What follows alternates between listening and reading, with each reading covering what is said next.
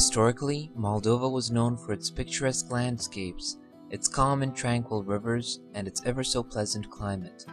Its nature was admired and written of in many books, encyclopedias, and other sources dating since the 17th century.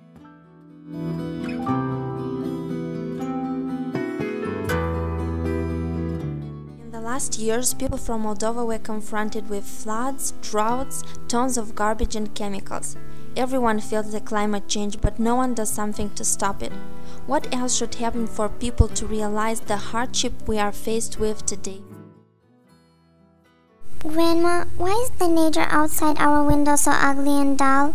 Why isn't it like in your book? Till 2003, 3,000 tons of dangerous and forbidden pesticides were on the territory of Moldova. These warehouses were pollution hotspots. Chemicals represent a danger for the environment. In Ratuș, a small village from Moldova, 200 tons of pesticides affecting the soil, the water, and the health of the citizens were found. Nowadays, almost no town or village from Moldova is free from chemicals. One local shares his experience with us. Near the warehouse was a well used by locals as drinking water. We tried to avoid drinking the water from that well because we knew it was very polluted, but in the summer it was very hot outside and we were so thirsty. The concentration of pollutants was 80 times above the norm.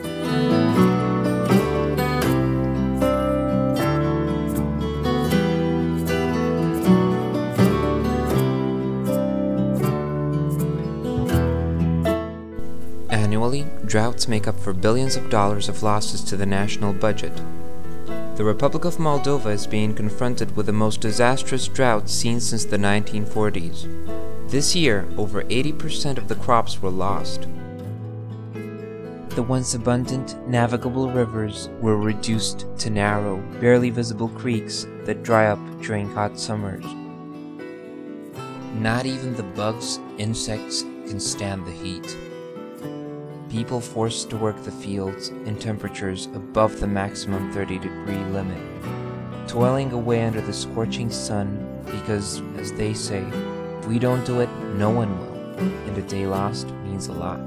The quality of the soil has already started to degrade, and the only available source of water, the wells, are drying up by the day.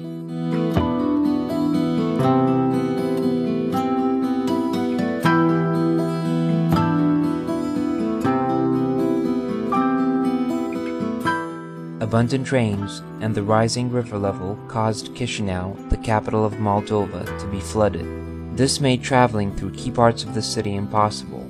Furthermore, the waters caused the death of 2 people, pulled under a car and drowned by the currents. Nowadays, the level of water from the Nistru River Dig is very high, which means it could inevitably collapse and flood most of the regions located near the river. The same thing could happen with the Prut River. Chisinau would remain without drinking water if the debit of the river exceeded the norm by 15 meters. This summer, the debit of the river was 13.5 meters above the norm. A lot of villages were flooded. Hundreds of people left their houses to save their lives. Many had to be evacuated.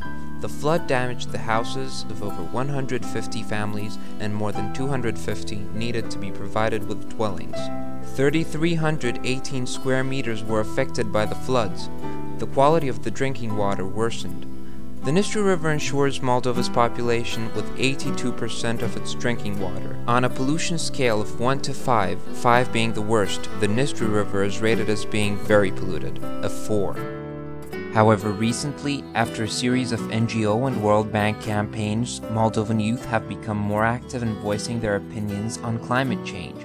Many have taken part in rallies, eco-movements, and public debates on the state of our environment. Furthermore, some have even engaged in practical activities like planting trees, cleaning rivers, talking to officials about changing destructive farming practices, all of these geared towards reducing the effects of climate change. Well, dearie, nature looks bad today, but tomorrow and the day after, it will be up to you to make it right. Me? Yes, sweetie. You can do a lot if you only try.